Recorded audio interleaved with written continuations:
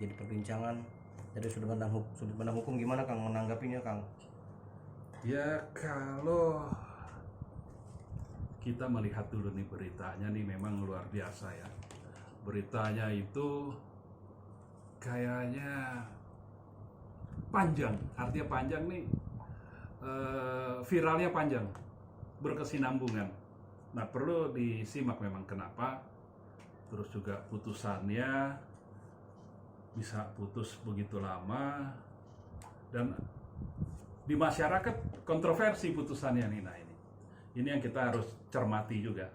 Gini ya, yang pertama, saya memang nggak mengikuti persidangan ini. Saya juga belum melihat isi putusannya, tapi saya hanya melihat dari konten-konten yang lewat di beranda saya.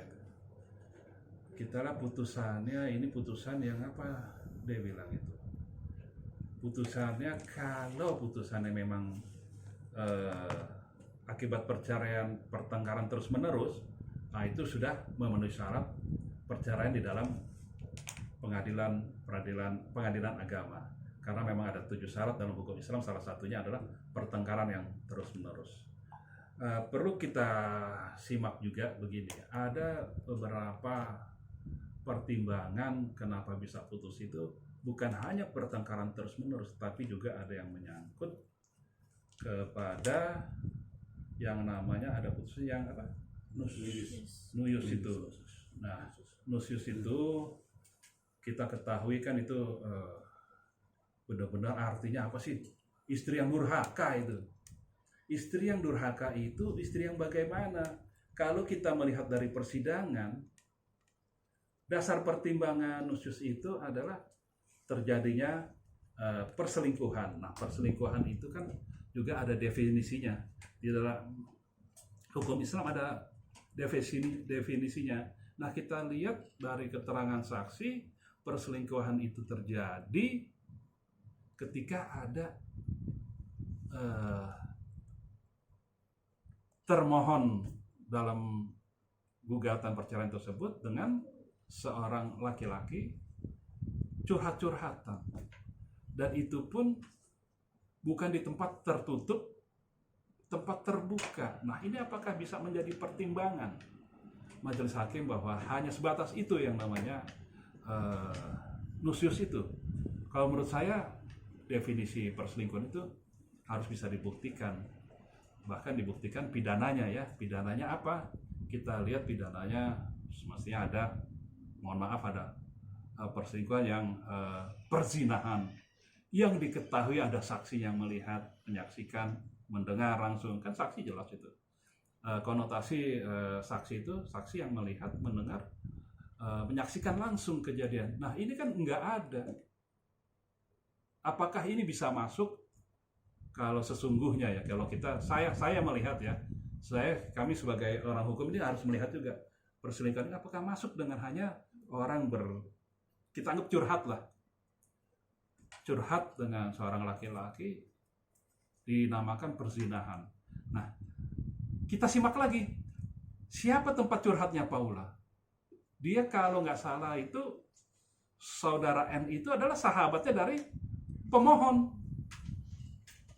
Kebayang nggak sahabatnya?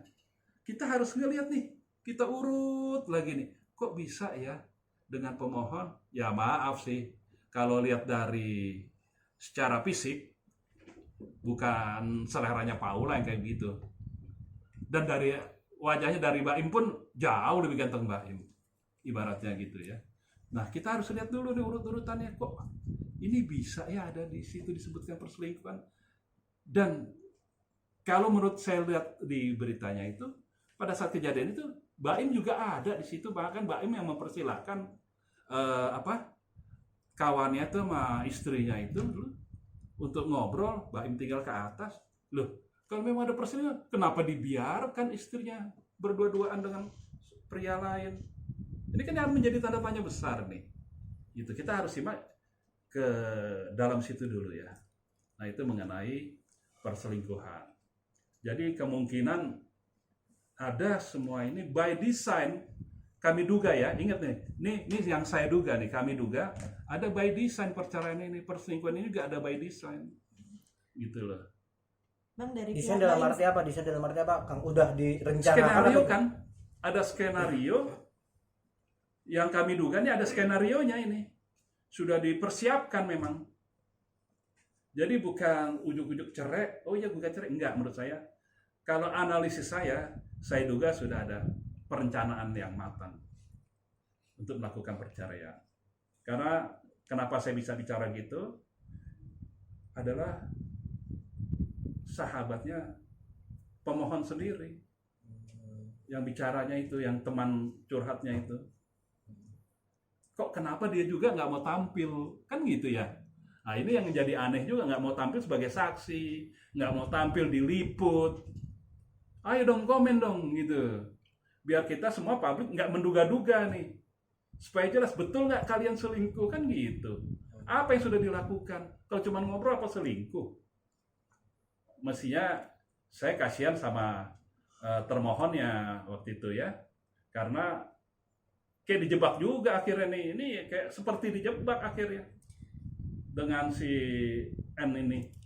Bang, Mbak Im sendiri kan ngasih beberapa bukti, salah satunya itu bukti CCTV yang memperlihatkan si Paula dan NS sendiri masuk ke kamar, tapi kesaksiannya Paula sendiri memang CCTV itu cuma ada di depan pintu, jadi di dalam itu sebenarnya ART atau anak-anaknya Mbak Im keluar masuk itu salah satu ini nggak sih Bang, bagian dari skenario itu? Nah, itulah yang saya duga tadi. Kenapa? Dari segi fisik aja orangnya udahlah, menurut saya nggak mungkin itu dari segi fisik. Dua, tadi yang disampaikan kan, apalagi ada CCTV ngadep ke kamar, kan nggak mungkin ada CCTV ngadep ke situ. Itu udah di skenario, kan menurut saya udah diduga, saya duga ada skenario. Kenapa ngadepnya ke situ, ke pintu kamar? Kan biasanya umumnya ke ruangan, ke dekat-dekat kamar. Ya ini menuju ke kamar. Dan tadi dikatakan bahwa pada keluar masuk itu bukan pintu yang dikunci. Kalau dikunci, tanda kutip kemungkinan bisa ada terjadi. Walaupun nggak terjadi apa-apa, tapi asumsi jelas pasti terjadi.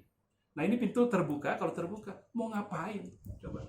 Apalagi ditambah ada anak-anak masuk, ART masuk, itu kan nggak mungkin seperti itu. Gitu. Nah itu soal mengenai perselingkuhan.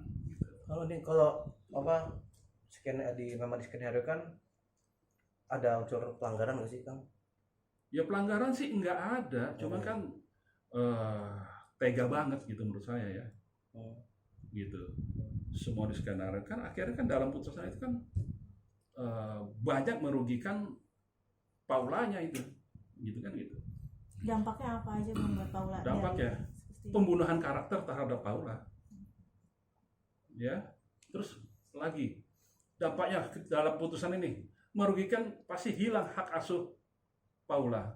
Pada anak di bawah umur wajib ikut dengan ibunya. Tapi ini kan karena ada pertimbangan nusius tadi, enggak mungkin hak asuh ada di Paula.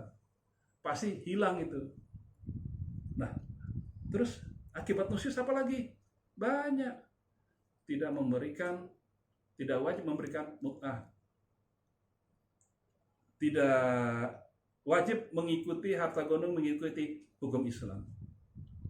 Jadi tinggal kalau kita diperdata ke rohiman ya, tinggal kebijaksanaan Baim aja terhadap Paula. Jadi nggak menurut hukum Islam gondong ininya. Jadi banyak hak yang hilang dari Paula, ya pasti dirugikan akibat putusan itu. Gitu. Bang, tapi di sini juga kan banyak kejanggalan dan juga banyak keanehan juga ya, mungkin dari sisi Baim juga yang ranah privasi gitu, yang apapun semuanya direkam gitu, termasuk pembicaraan dia bersama Paula juga semua direkam dan itu tersebar.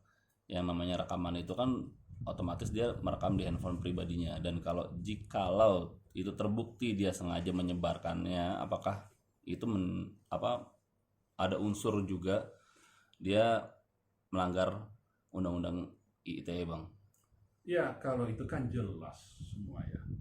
Apalagi ini kan tadi dikatakan direkam. Direkam artinya dengan sengaja, dengan sadar. merekam pembicaraan yang sifatnya pribadi.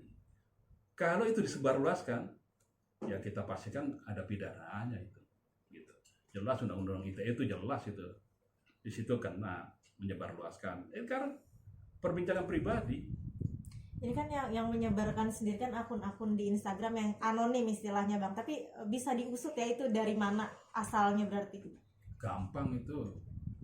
Urusan sejam aja, nggak nyampe sejam, cyber bisa itu kok, bisa lacak itu. Tinggal apakah dari Paulanya mau melakukan laporan pidananya nggak itu. Kalau Paulanya mau laporkan pidana, cyber itu sebentar itu, cari itu nggak susah, nggak sulit. Termasuk yang ada katanya beredar putusan lembar putusan perceraian. Nah, itu juga lebih bahaya lagi itu, disebarluaskan itu. Itu kan sifatnya pribadi. Nah, itu telak itu pidananya. Tinggal sekarang Paula dengan tim hukumnya aja yang mau melakukan apa enggak itu. Gitu. Kalau saya pribadi nih, mungkin sepakat nih kawan-kawan partner saya nih. Mungkin sepakat kalau saya hajar pidana dulu. Gitu.